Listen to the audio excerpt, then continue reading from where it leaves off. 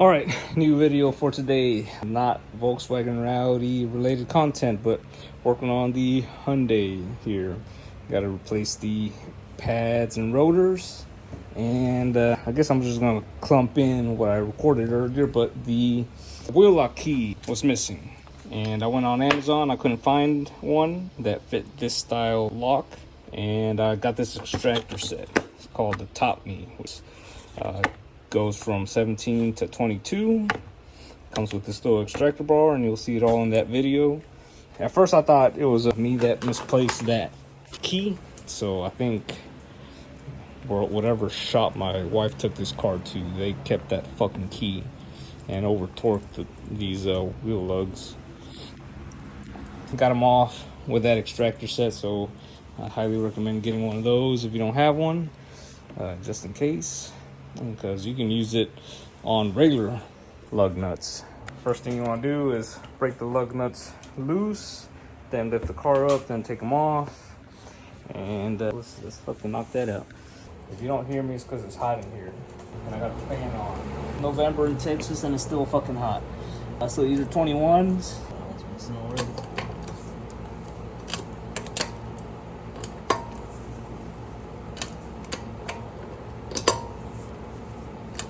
Yeah, it's nice and easy. All right, I thought I was recording, but I wasn't. I got the wheel off. All right, to get the rotor off, there's two 17mm bolts holding the carrier to the hub. This robust, true impact wrench is strong enough to get them off.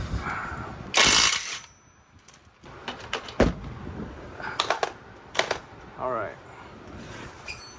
got one off, but there's not enough room there to zap it off.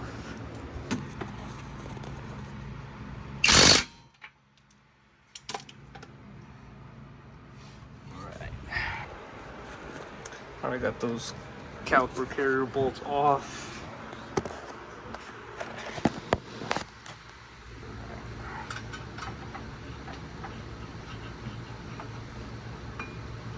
All right. Now, use a little tool to hold it up.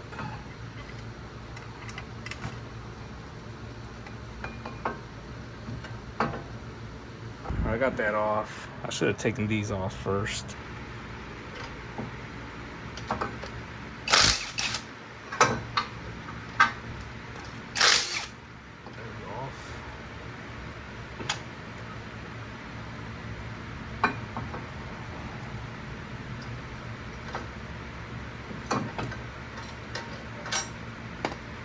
This shit.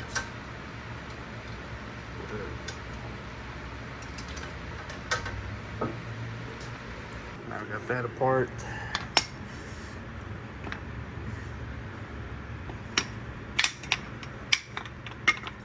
Yeah, I mean, damn. Oh, whatever.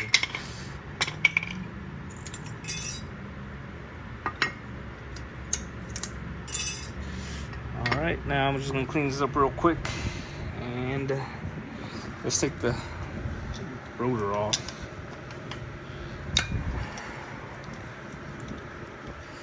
There's two set screws, which is, oh, this one was loose. It's kind of weird. I'm used to just one. Put that to the side. Put this shit down.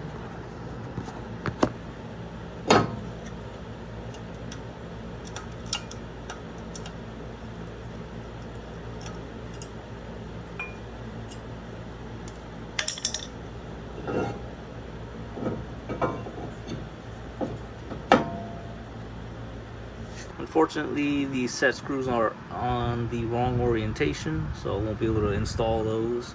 But it's down there, it's flat, and once I put the brake caliper and everything back together, it's gonna be fine.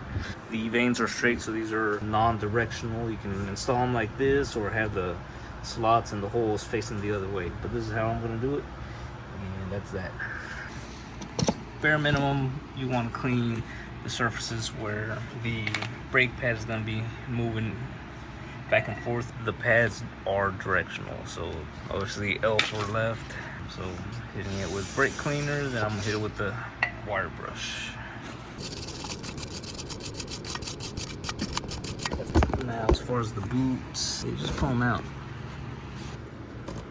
So the fact that they're not moving back and forth means that they're probably seized. Alright, just twist.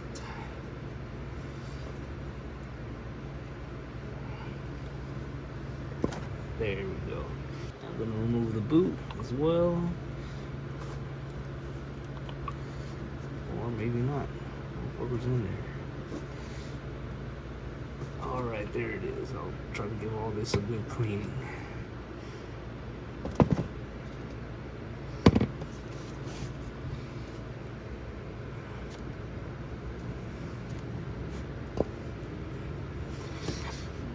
Alright, so these guide pins are different. One goes up top and then one goes on the bottom. So we want to make sure you put those back in their correct spots. Alright, this off. Gotta go run AutoZone because the rear pin for the front, they come with this rubber boot or seal. This one is torn, so I gotta go buy a replacement. I saw about this kit off of AutoZone. It's a boot and seal kit here, and that's the part number. If you're working on a 2011, 2013 Elantra, and it comes with the rubber boots. They look a little different, so I'm probably not gonna use them anyways. Unfortunately, the only thing I really needed was these right here. And you can see this, the OEM one is ripped, so I got that off. And it's gonna be tight fit. But there you go. Bam. But now what I'm trying to do is clean the inside where the pins go, because there is some of the old grease still in there. So I'm gonna try to hit it with brake cleaner and use a paper towel and a thin screwdriver to get in there. All right, so this is what I'm doing to try to clean it out.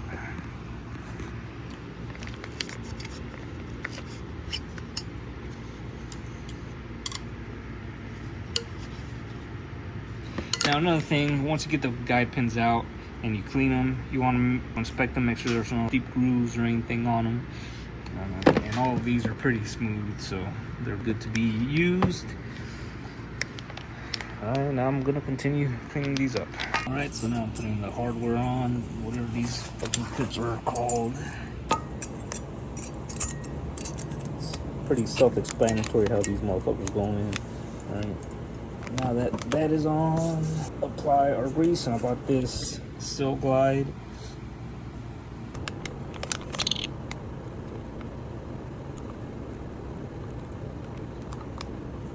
This one here with the fucking seal here, this is the bottom one. I'm gonna put a lot of grease on this.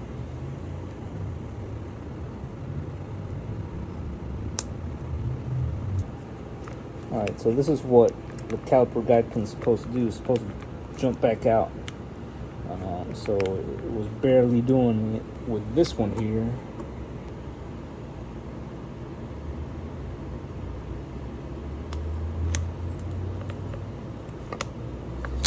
Alright, boot over.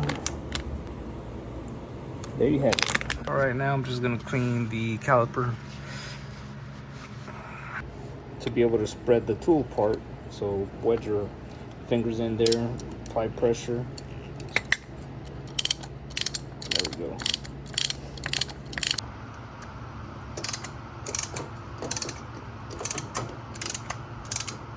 And bam, that's it. Just put the switch. And then same thing, apply pressure inward this time to retract the tool. I'm not going to retract it all the way because I got to work on the other ones. Alright, so now it's time to attach the caliper carrier to the hub. Just line it up. And I do not know the torque specs. When I tighten them down, I'll let you guys know. Now as far as where you apply grease to this, you do it to the ears right here, right? Metal on metal contact. That's where you apply the grease. and then you slide them in. All right, so as far as the caliper, some people like to put the grease on the shim here of the brake pad. I don't want to do that because there's two different contact points. On the back side, your contact point is going to be this metal ring here, and then on the front it's going to be these two right here. So I would just like to apply the grease directly to the caliper. All right, the Diddy lube has been applied. Now I gotta slide the caliper in, and this is gonna be tough because I gotta press these caliper pins in. I'm trying to do this shit one-handed. Held it one hand, and then with the other I pushed the pin in and got the ear in on both the top and bottom. Now I just gotta put the screw in, or the bolt. Oh, all right, line it up. All right, these sons of bitches are in, but gonna have to counter hold it to torque this down. Same for the bottom. But that is it. That is the front. You do the same shit to the passenger side. Hey, ¿cómo está? All right, the caliper guide pin bolts are anywhere from 15 to 23 foot-pounds of torque. There you go. Now you do have to counter hold this, and I don't have anything that fits in here, so I'm using this adjustable wrench.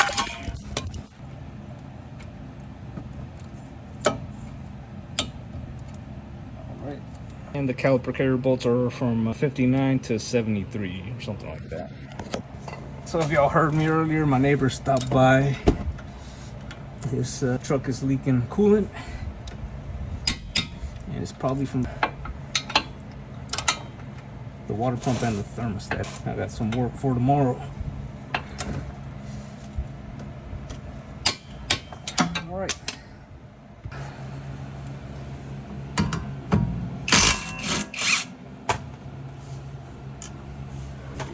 And as you can see, can't get to this one. I had to use an offset wrench to get to this bottom 13mm bolt. Oh, forgot I have the e-brake on. That one can hang there because the cable for the parking brake is there. I want to take a look at these guide pins. I already got the caliper off. It's held in by the same shit. 14mm bolts holding the caliper to the caliper carrier, and it's also a 14mm holding the carrier to the hub. So gotta knock those loose. This is the same shit that I did for the fronts. You take these apart, clean them up, put them back in. This one I might have an issue pushing back in because it looks like the kind of caliper that needs to be turned and pushed in.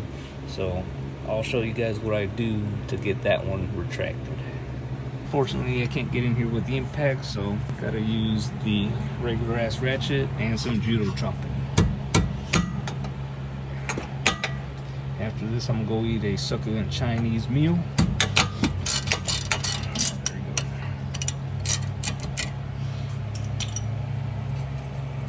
So I'm not gonna show the rears because it's kind of similar to the front. You take the caliper off, take the carrier off, clean them up, replace the fucking pads, replace the rotors, and then you're good to go. Now I will say doing a brake job for the most part is pretty quick and easy. It's taking me forever because I'm recording. Well, this is gonna suck. You got a counter hold, wedge the bar in between, and these are in there. Don't want to strip these. All right, for that top one, I need both hands. Use my little pry tool here to counter hold the rotor here from spinning, and I use the impact with this hefty Phillips socket to get it out. All right, well, I got the rotor in, and surprisingly, the set screw holes are in the right orientation. So I don't know what the fuck's up with the fronts, but whatever. They're in, they're fine. So I don't have the proper tool to retract that piston. So the only way that I can do it right now is using some long needle nose pliers. I'll put them into these little notches And with these, you have to push in as you turn. So they have specific tools that will line up with these notches, and you twist. And then it's kind of like the other brake tool. There's the plate here that puts tension in it while you screw the fucking tool in. But seeing that I don't have that, I gotta do it manually, and it's fucking, it sucks, but I gotta work with what I got. So put it in the notches. As I spin the piston, I'm also pushing inward.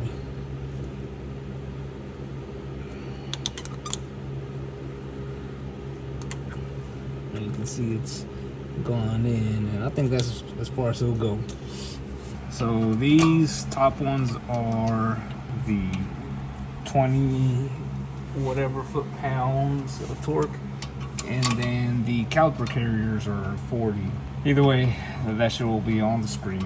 Just gotta finish this shit up, but these look nice. Little fake ass race car look to this shitty ass Elantra that somehow still hasn't died. I'll put links in the description to the brake kit, any tools, and anything else. And tomorrow, I'm gonna be working on my neighbor's 1500, and that shit actually looks pretty easy. Doing the water pump on that vehicle, I'll be able to do it from underneath the car, and it looks like it's gonna be a hell of a lot easier than doing the water pump on an Audi. This is the S4's water pumping. That video is out. I made a video about how to do it, but man, let's take a look at the difference between a 5.7 V8 water pump versus a 3-liter water pump. So I mean, it's a lot bigger, but the fin section is not that much bigger, but whatever. Like, share, comment, subscribe. Catch you guys on the next one. In the next video, I will be bleeding the brakes on the Elantra, so stay tuned for that.